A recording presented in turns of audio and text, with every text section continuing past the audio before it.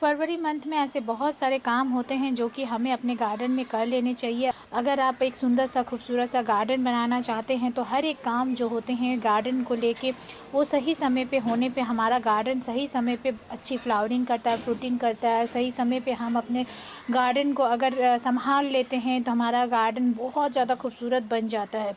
तो ये सही समय है ये फरवरी मंथ, जिस टाइम हम अपने सारे परमानेंट प्लांट को जो हमारे डोरमेंसी में चले गए थे उन सभी की केयर करेंगे और इन सभी को हम आने वाले समर सीज़न के लिए, रेनी सीज़न के लिए, यानी पूरे साल नेक्स्ट विंटर में जब ये फिर से रेस्टिंग पीरियड में जाएंगे, इस बीच का जो टाइम पीरियड है इसमें हमारे ये पौधे काफ़ी अच्छी तरीके से फ्लावरिंग करे, अच्छी तरीके से ग्रो करे। तो इसका ख्याल हमें अभी रखना है, यानी अभी ये फरवरी मंथ में ही हमें इन सारे ही परमानेंट पौधे की प्रॉपर केयर करनी है।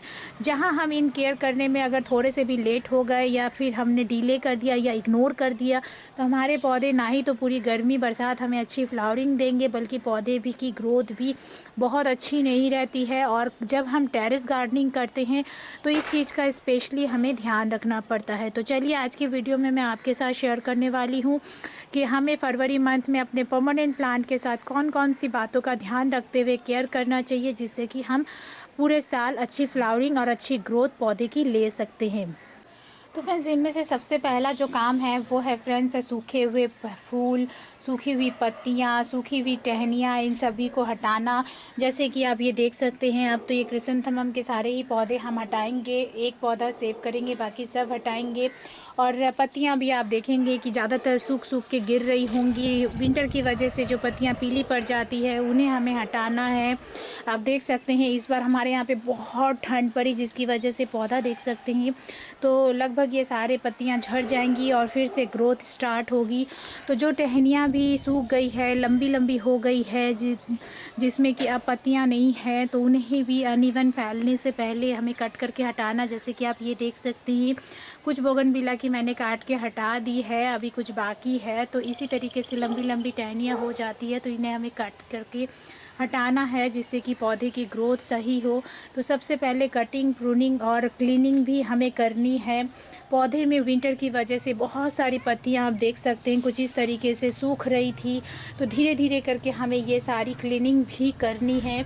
अगर कोई पौधा आपको लगे कि रूट बाउंड हो रहा है तो आप उसकी रिपोर्टिंग भी इस टाइम कर सकते हैं। न्यू मिट्टी, न्यू फ्रेश मिट्टी अच्छे से फर्टिलाइज़र ऐड करके अगर लगाएंगे तो पूरे साल उनमें ग्रोथ काफ़ी अच्छी रहेगी। तो आप सारे ही पौधे में अगर रिपोर्टिंग का काम करना चाहें तो वो कर सकते हैं। सारे ही पौधे में फ्रेंड्स हमें फर्टिलाइज़र तो ऐड करना ही है, क्योंकि जब ये रेस्टिंग पीरियड से बाहर आएंगे तो ये जब बाहर आते हैं तो इनमें ग्रोथ काफ़ी अच्छी होने लगती है।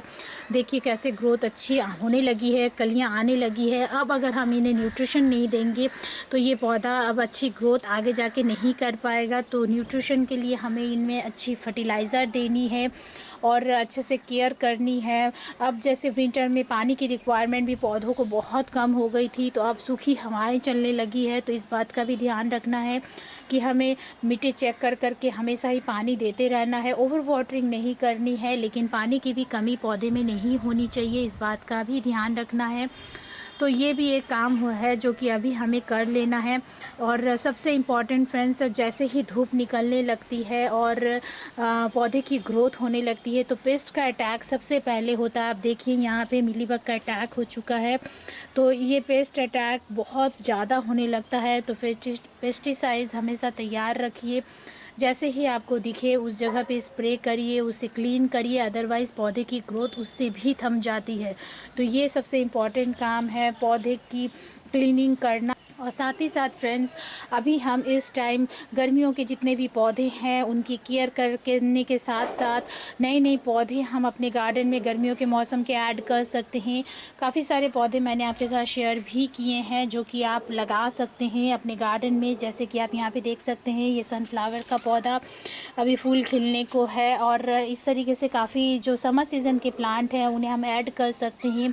बहुत सारे पौधे हैं जिनकी हम कटिंग करके कटिंग लगा सकते हैं। जैसे कि इस टाइम हम अनइवन फैलते हुए पौधे की कटिंग करेंगे तो उन सभी कटिंग को फ्रेंड्स हम लगा सकते हैं, जिससे कि नए नए पौधे हम फ्री में बना सकें। क्योंकि बाहर के मौसम में पौधे बहुत आसानी से कटिंग से तैयार हो जाते हैं। न्यू न्यू पौधे फ्री ऑफ कॉस्ट हमारे गार्डन में ऐड हो सकते हैं।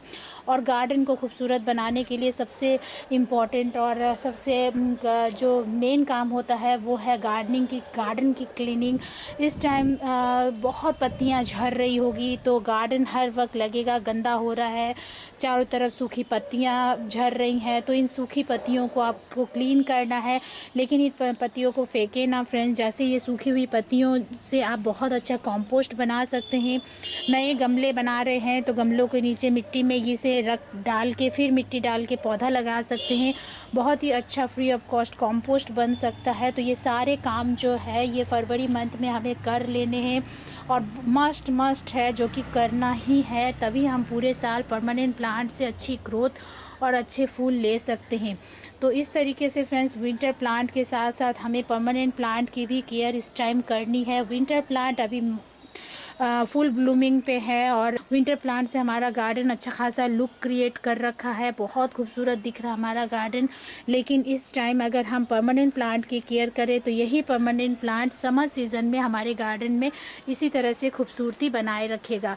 तो ये थे कुछ काम जिसे कि हमें इस टाइम कर लेने हैं और ज़रूर करना है, तभी हम अपने परमानेंट प्लांट से अच्छे फूल ले सकते हैं, अच्छी ग्रोथ ले सकते हैं।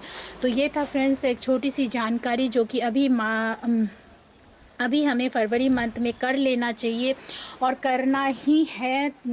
तो फ्रेंड्स ज़रूर अगर आपने स्टार्ट कर दिया है ये सारे काम करना देन ओके, अदरवाइज़ नहीं स्टार्ट किया है तो अभी से करना स्टार्ट करें। जैसे कि मैं भी काफ़ी सारे पौधे कर चुकी हूँ, एक ही बार में तो बहुत सारे पौधे नहीं कर सकते, हमारे गार्डन में काफ़ी सारे पौधे होते हैं। तो धीरे धीरे करके बर्डन ना लेते हुए ये सारे काम करने हैं, तभी हम अपने पौधों को अच्छा लुक दे सकेंगे, अच्छी तरीके से ग्रो कर पाएंगे। तो आई होप फ्रेंड्स ये छोटा सा वीडियो, आज का ये छोटा सा वीडियो आपको पसंद आया हो।